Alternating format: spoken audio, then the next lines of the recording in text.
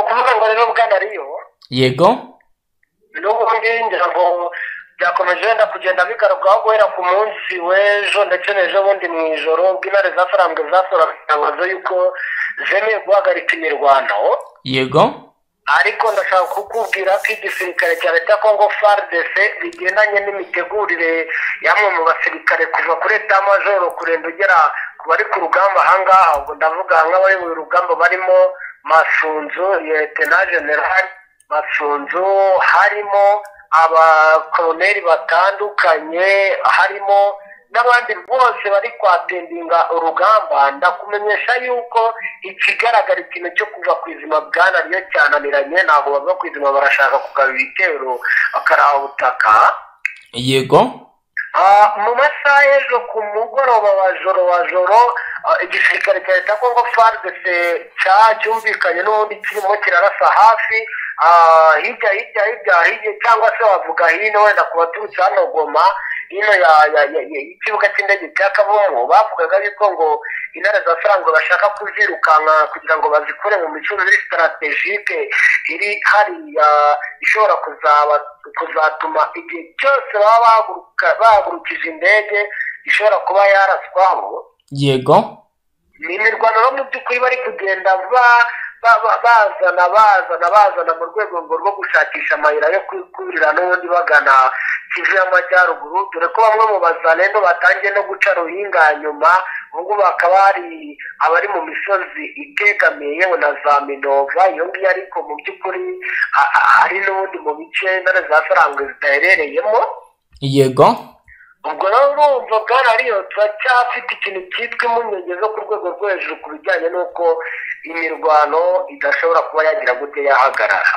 Mu yandi makuru kandi mu bice bitandukanye bya Kivu y'Amajyepfo n'ubundi za Fizi hafi na za Minembwe hose harimo bamwe bari kugenda habera igitero shuma cyane cyane tw'abazalendo, cyane cyane bagamije guhungabanya umutekano w'abaturage bavuga ururimi rw'ikinyarwanda by'umwihariko abanyamurenge. Ubu magingo aya ngaya bose barimo baritwa abanyarwanda. Ngira ngo bwana Riyo ibintu byabaye ibindi bisigaye ujya kubona ukabona umuntu barebye ku isura, barebye imisusire, ukajya kumva umuntu ararashwe, ukumva umuntu atawe muri yombi arafunzwe, bose bavuga ngo ni abanyarwanda. Si na hano gusa kuko na za Kinshasa hose no biragenda biba na Donate ndetse na Nili ziri gukora akazi, mbese ntabwo byoroshye. Ubwo rero za Fizi muri bice bya Sud Kivu, iyo za Minembwe, mu bice bya za Mwenge iyo ngiyo, ibyo wenda bwana Marishkorani turi buze kubigarukaho mu buryo burambuye. barashaka kukazitera. Yego, turi buze kongera tubigarukeho mu buryo burambuye kuko hano hari ubuhamya twamaze kwakira buri gutangwa n'abaturage. Ahubwo ndagira ngo turebere hamwe ku bijyanye n'amanyanga ari kuvugwa. Uraza kumfasha umbwira uburyo ki wambwiye ko hari ibikoresho FARDC yatangiye kuvuga ko bagiye babazanira ibya pirate. Urambwira uti hari ingofero bazanye ngo ni bulletproof, naho wagira ngo ni ingofero z'aba engineers bagiye gukurikirana ibijyanye n'imyubakire y'amatafari. Bwana Riyo ngira ngo urabizi intare za Sarambwe Alliance Fleuve Congo muri rusange. Yego. Baherutse kwakira inama y'abanyamakuru. Yego. Yari yiganjemo cyane rwose n'abo muri Repubulika Iharanira Demokarasi. Ubwo ni ikiganiro ngukosoye mu Kinyarwanda. cyane ababarizwa muri za teritwari ya Masisi ndetse na Rucuru n'ababarizwaga hano mu mujyi wa Goma, nubwo bamwe bagiye banahunga, abo muri Sud Kivu n'abandi. Nibo rero bagiye bajya mu bice bitandukanye, bagenda basura ibikorwa, bagenda basura ahantu abasirikare bagendaga b'intare za Sarambwe zigenda zibereka. Barangije babereka ibikoresho byambuwe n'igisirikare cya leta Congo FARDC, ndetse hari n'aho baguye ku bubiko. Nimba nawe warakomeje kugenda ureba, hari n'amashusho yagiye acicikana y'ibikoresho biri hariya ku kibuga cy'indege mpuzamahanga cya Goma. Yego. Abo batangazamakuru rero nibo bahise bagenda babibona, babona uburyo izo ngofero zari zimeze, batangira gukora reklaramasiyo. Birakomeza biragenda birahererekanywa ku mbuga nkoranyambaga, ubusesenguzi burakorwa cyane. None rero amakuru dufite nuko byatangiye kugira ngo mu mureta majoro, ubwo ba minisitiri ngo bakaba barimo baritana ba mwana, ubwo ndavugaga Ikabombo Mwadiavita ndetse na Jean Pierre Bemba akavuga yuko izo yari yaratumije ngo zaje zikaza ari amahoro, izindi ahubwo ngo hari ibyo ngo hari ibikoresho ngo bitandukanye yari yaratumije noneho ngo byari bitarahagera, ariko akavuga ko ngo yabyara originali. Yego. ubwo ngo akaba atazi ngo byahindutse bite, ariko biravugwa ko abaminisitiri rwose bishobora kuza kuba bibi cyane, noneho byagera kuri Guy Kabombo Mwadiavita uherutse kuvuga disikuru y'uko umutekano uhagaze imbere mu gihugu, akagenda agaterura amagambo yo muri sikiributi ya filime yacicikanye ku ruhando mpuzamahanga, nawe yabaye ikibazo gikomeye cyane ku buryo no muri ibi biganiro biteganyijwe by'inteko bwanariho by'inteko ishinga amategeko. Yego. hashobora kuzabamo akavuyo karuta ahubwo na kariya twabonye muri kiriya gihugu cya South Africa, kuko n'ubundi birimo biragenda bigarukwaho byo barimo baritana abahamwana abaminisitiri bashinzwe iby'ubukungu bati igihugu muracyoretse, abaminisitiri bashinzwe ibifite aho bihuriye n'imibereho myiza ati igihugu murakimaze neza muracyandagaje, ndetse n'abaturage barandagaye. Mbese ikigaragara abafite aho bahuriye n'iby'umutekano bashobora kuza guhura n'akazi gakomeye cyane muri iyi nteko igomba guterana. Ni mu gihe kandi n'ubundi hari andi makuru bwana Omari Shukurani, hari kuvugwa andi makuru kuri uyu mugabo Jean Pierre Bemba, aho yagize ati ntabwo tuzongera kuba abacakara b'u Rwanda. Uranyemerera ibi nabyo tubigarucyo tubwira abadukurikiye ibyo yatangaje, duhite dukomeza no muri page y'amakuru ku bivugwa ku ngabo za MONUSCO. Minisitiri w'ubwikorezi wa Repubulika ya Demokarasi ya Kongo yakaba ayoboye Minisiteri y'ubwikorezi yitwa Jean Pierre Bemba ku munsi wo kuwa mbere ubwo yarari Kisangani mu murwa mukuru w'intara ya Chopo, aho yavugiye imbwirwaruhame ikakaye yibasira u Rwanda na Uganda. Yasabye ko urubyiruko rwitegura intambara. Ibi akaba yarabitangaje ku itariki ya 3 Gashyantare 2025 Kisangani, aho yabwiye abaturage ko azi ubushake n'imbaraga zabwo kubutemerera ko umutekano wabo uhungabanywa n'ibihugu bituranyi bibiri. Yagize ati nzi ubushake n'imbaraga z'abaturage ba Chopo, ntabwo tuzemera ko abanyarwanda n'abagande basubukura imvururu hano. Yakomeje ashumuriza abaturage u Rwanda nkuko bisa n'ibyabaye akamenyero mu mvugo z'abanyapolitike ba Repubulika ya Demokarasi ya Kongo aho bageze hose, asa nk'ukangurira ko bagomba kwitegura kurwana n'u Rwanda. Ati ntabwo tuzongera kuba abacakara b'u Rwanda, urubyiruko kuva mu myaka 18 mwitegure, muzatozwa ijoro n'amanywa, nyuma ya perezida azategeka ko babaha intwaro. Ibi kabije nyuma y'umunsi umwe guverinoma y'u Rwanda itangaje ko hari ibimenyetso biherutse kugaragara igoma by'umugambi wari warapanzwe n'ihuriro rifasha ubutegetsi bwa Kinshasa, harimo n'abacanshuro bari biteguye kuba baza kurwana bagatangiza intambara mu Rwanda. Ibiro kandi biri gutangazwa mu gihe Repubulika ya Demokarasi ya Kongo yagiye igaragaza byinshi ko bikomeje kugenda bigaragara bishobora guhungabanya umutekano. Ni mu gihe kandi hakomeje kugenda hagaragara amakuru agaragaza uburyo ki Repubulika ya Demokarasi ya Kongo iri mu manyanga ndetse ikomeje kugenda ikora n'ibinyuranyije n'amategeko.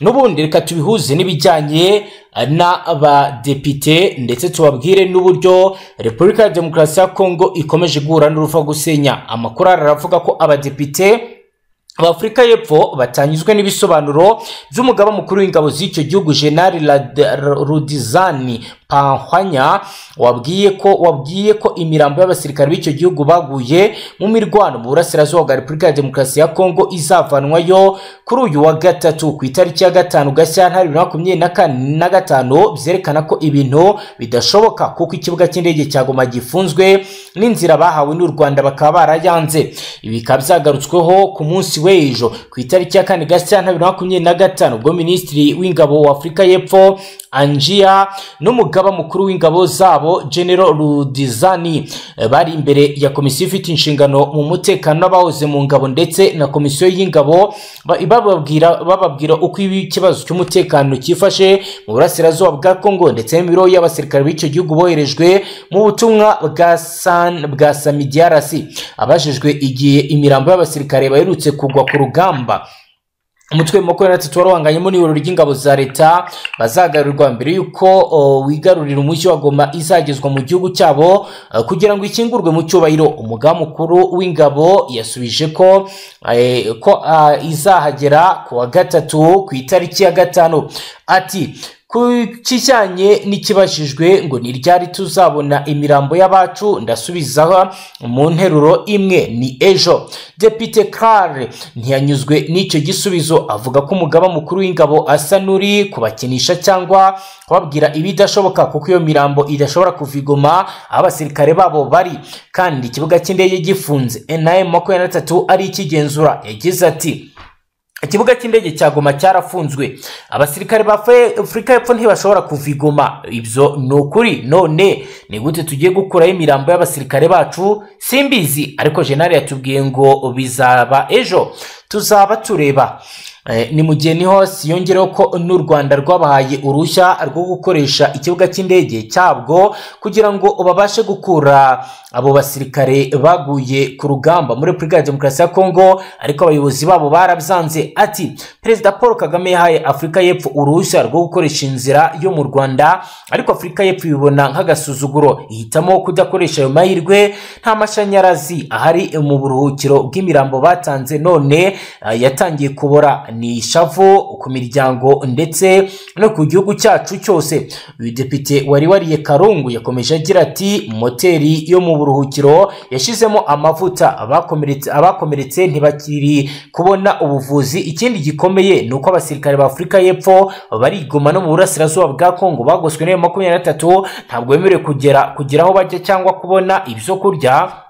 Kandi ibyo koko ni ukuri. Umwaka ushize hari abasirikare 10 bapfuye, uyu mwaka abandi barapfuye. Rero muri rusange mu mezi 6 ashize hamaze gupfa abasirikare 24.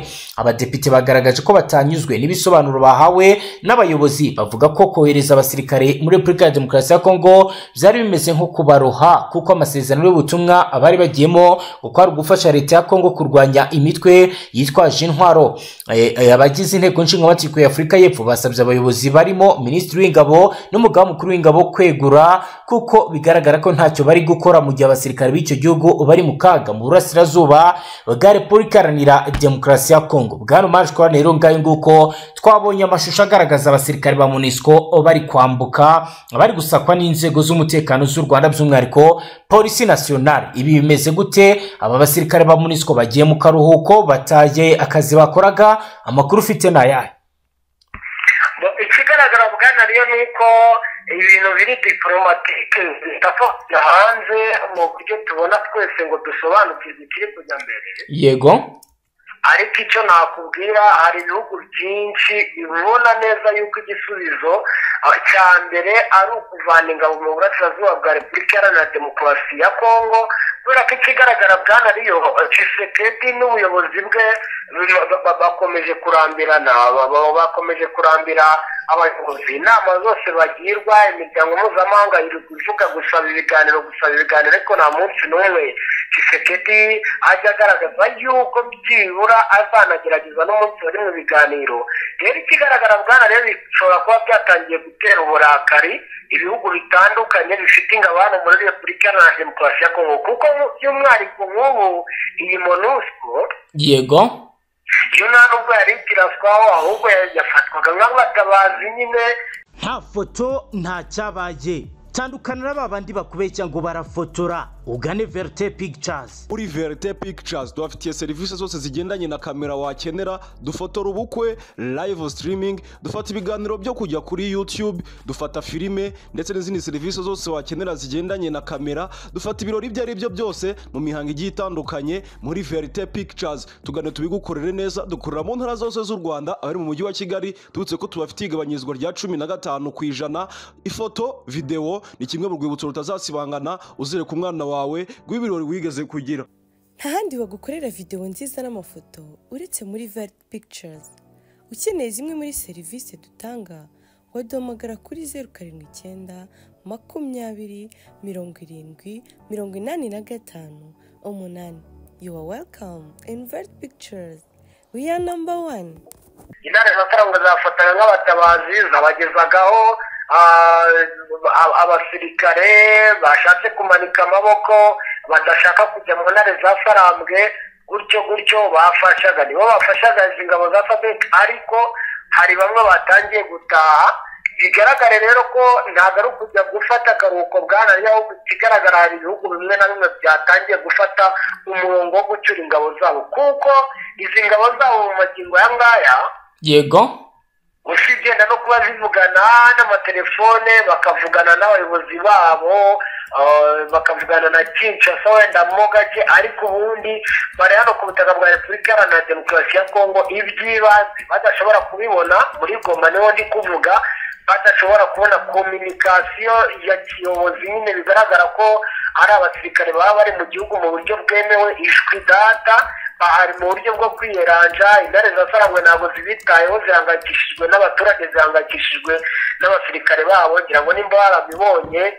bakomeje kugenda badeployinga abasirikare benshi cyane mu mujyi wa Goma bigaragara yuko ikijyanye n'umutekano aricyo kibahangayikishije kurusha ibindi byose ikijyanye n'isuku y'umujyi nicyo kibahangayikishije kurusha ibindi byose iyi miryango mpuzamahanga nta masezerano bafitanye yo kuba muri iyi matasi yo kuba ku butaka bwa Repubulika Iharanira Demokarasi ya Kongo rero ikigaragara buri gihugu kiri bugende cyifatira ku bushake bwacyo umwanya bagende bavana ingabo zabo hano kuko rwose byo ni ibintu bigaragara ni ibintu byoroshye kuko harimo amakuru turi kugenda twakira rwose ko n'ingabo za SADC za Malawi n'iza Tanzania bucece ngo barimo baragenda basaba amayira ariko bo ngo bakaba bashobora kuba baragiye baca sibe Kivu Bwanariyo bagaca mu Burundi yego rero byumvikane yuko buri bihugu hano birimo biragenda bivanamo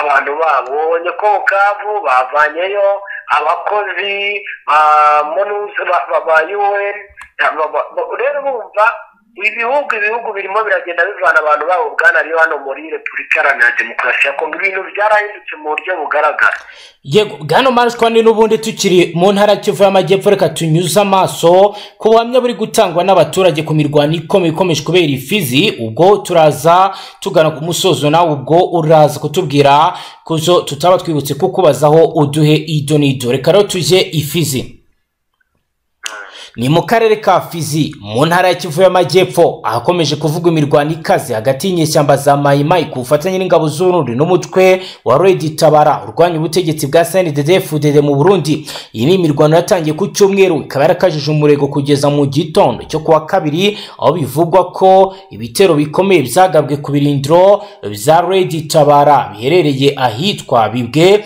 no mu bice bikikije icyo gice cyose. Bamwe mu baturage bo muri aka gace baganira n'itangazamakuru bavuga ko ibi bitero byatumye benshi bahunga abandi bakaba baratakaje ibyabo. Umwe mu baturage mu gace ka Bibwe yagize ati ijoro ryose twumva amasasu atagira ingano ntituryama abana bacu barimo kurira kuko batumva uko byifashe tumaze gutakaza byose umutungo yacu barayasahuye imyaka yacu barayimaze ubu turi mu bwoba nta mutekano ukiharangwa. Undi muturage witwa Bahati avuga ko ibitero byaje gitumo bikarangira bamwe mu baturanyi babo bahunze bagana hitwa Minembwe ndetse na Mikenke. Yagize ati twese twaraye mu ishyamba kubera ko twabonye ingabo z'Urundi na Mai Mai binjira mu mujyi wacu.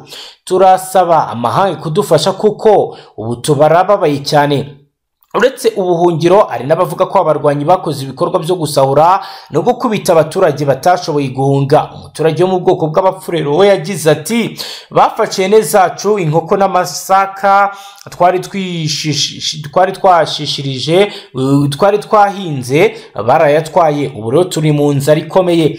Ni mugero amakuru avuga ko ibi bitero byateguwe n'ingabo z'Urundi ku bufatanye na CNPCS cyangwa se umutwe wa kwa General Hamuri Yakutumba bagamije gucyura impunzi z'abarundi bahungiye muri Kongo no gutsinsura umutwe wa Red Tabara urwanya ubutegetsi bwa Bujumbura. Umutwe wa Red Tabara umaze igihe kinini ufite ibirindiro muri Kivu y'Amajyepfo uvugwa ko uwimukiye ahitwa Irurenge nyuma y'ibitero bikomeye ingabo z'Urundi mu mwaka ushize bagabye ahita Ntobwe muri territoire ya Mwenga.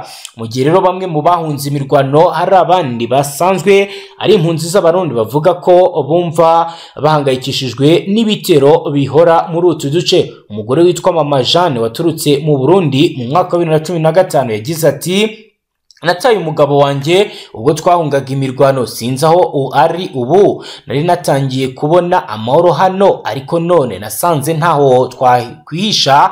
Turifuza gusubira iwacu ariko ntidushaka gusubira mu kaga. Uko rero amakuru abitangaza, ibitero byinshi bikomeje kugabwa mu masaha ya mu gitondo cyane, aho bivuga ko ingabo z'u Burundi n'inyeshyamba za Mai Mai zituruka mu ishyamba zikagota ibirindiro bya Red Tabara. Gusa mu masaha ya saa sita z'amanywa ibintu bigasa naho byongera gusubira mu buryo, ariko abaturage bahungabanye mu buryo bukomeye cyane. Ngaho nguko rero bwana Omar Shukran, turagana ku musozo. Niba hari icyo tutibutse kukubwira cyangwa se kukubaza, nawe wakitubwira tugasoza amakuru yacu.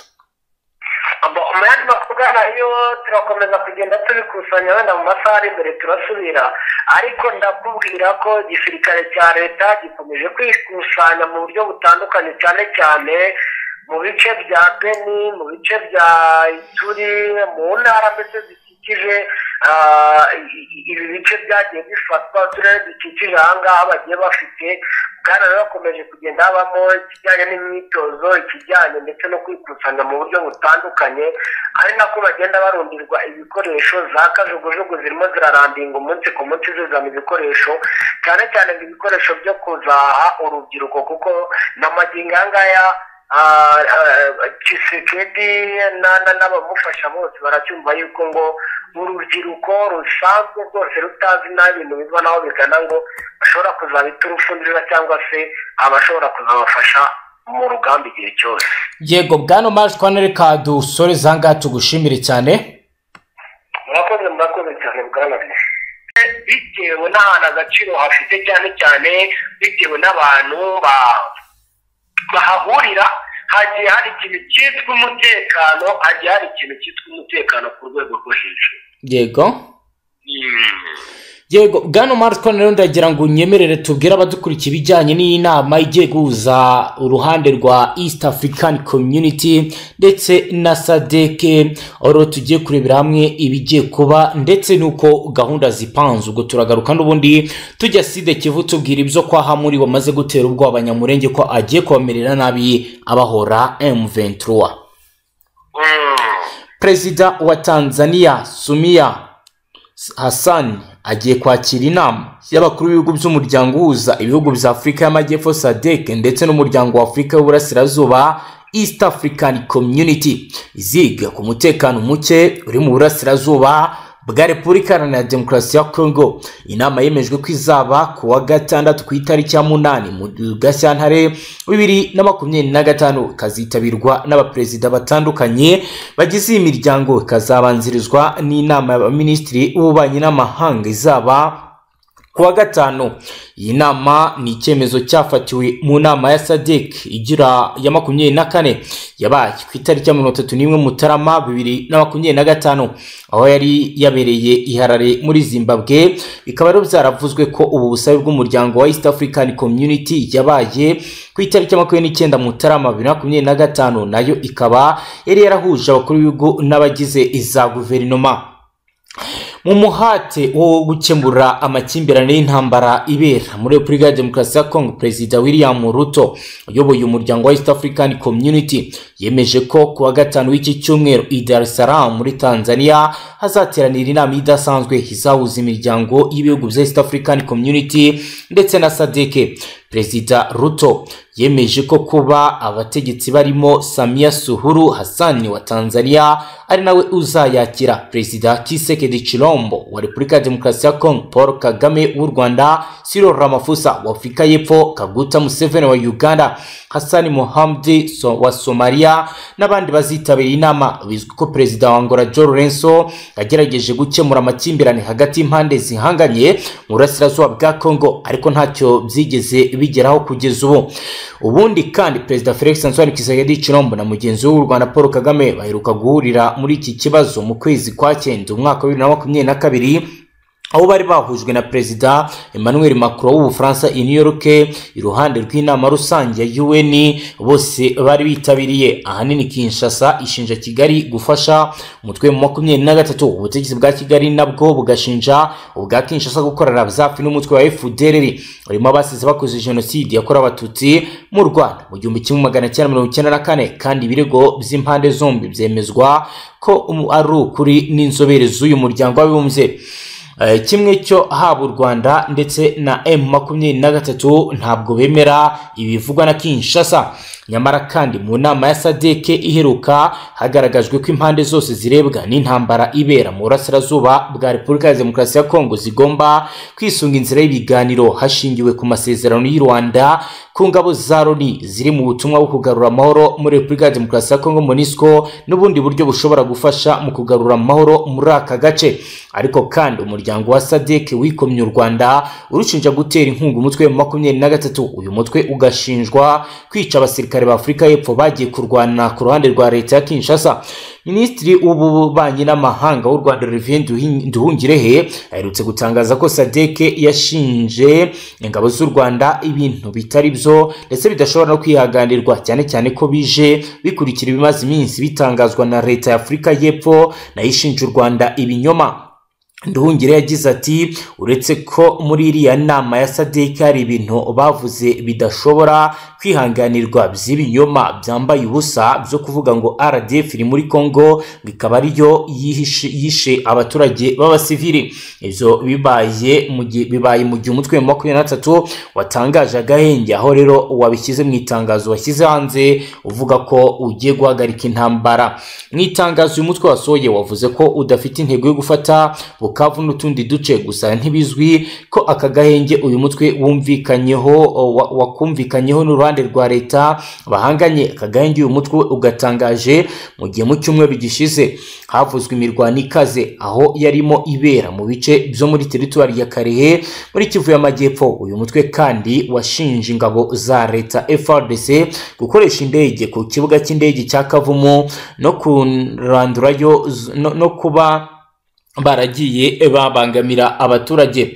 Kugeza ubu ntacyo leta iratangaza ku gahenge katangajwe na M23, ariko amakuru dufite nuko FARDC ikomeje gutegura urugamba ndetse irashaka no guprofita aka gahenge kagaba ibitero bikomeye.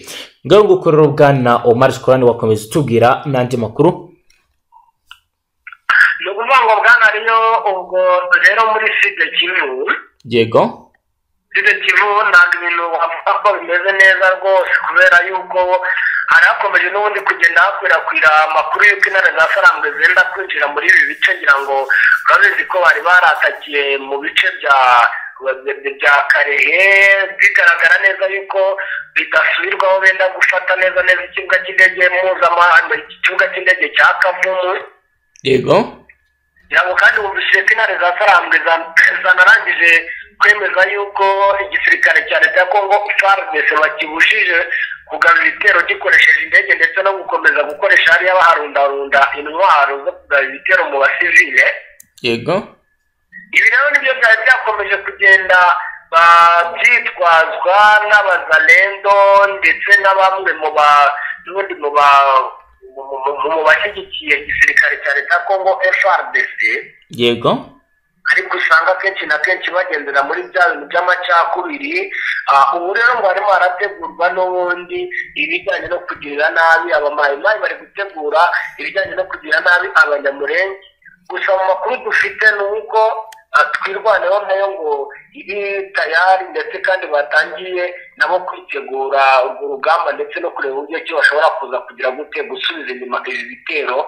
Ni ibintu rero n'ubundi barimo barakora bitwaza ko abanyamurenge bari mu bashyigikiye umutwe w'intare za Sarambwe. Rero numva Bwana ariyo ibi ngibi ni ibintu bishobora no kuza gutuma nanone ibi by'agahenge intare za Sarambwe zasabye cyangwa se ziyemeje bishobora kutaza kugenda neza, kuko ntabwo ntekereza yuko bari bwumve yuko hari abantu bari gupfa ku bwabo kuko bakunda cyangwa se babashyigikiye cyangwa se banababekera ko babashyigikiye maze ngo baze kureka gukora imirwano. Ni ibintu ubona yuko bitari buze koroha.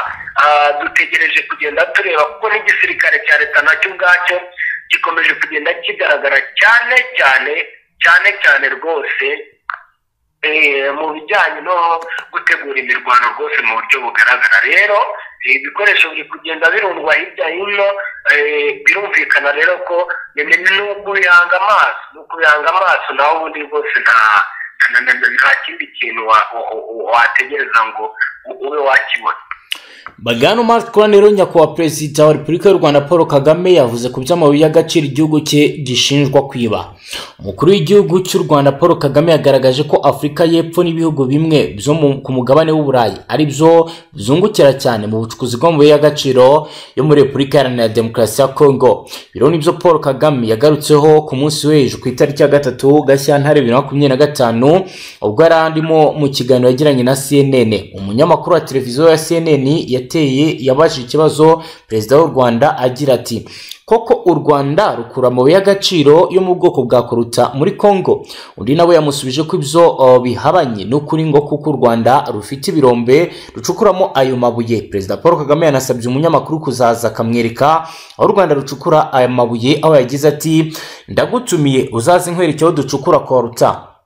Hanyuma uyu munyamakuru yongeye kumubaza niba hari andi mabuye y'agaciro u Rwanda rwarucukura muri Kongo nk'uko bikunze kugaragazwa n'abategetsi benshi b'Kinshasa. Perezida Paul Kagame yahise asubiza ko abungukira muri ibyo bikorwa ari Afurika y'Epfo n'ibindi bihugu bitari u Rwanda. Yagize ati, ibyo ntacyo mbiziho kubera ko icyo ntibishobora kuba ikibazo. Abantu bari kungukira muri ayo mabuye y'agaciro ya Kongo kurusha undi uwo ari we wese na Afurika y'Epfo n'Abanyaburayi.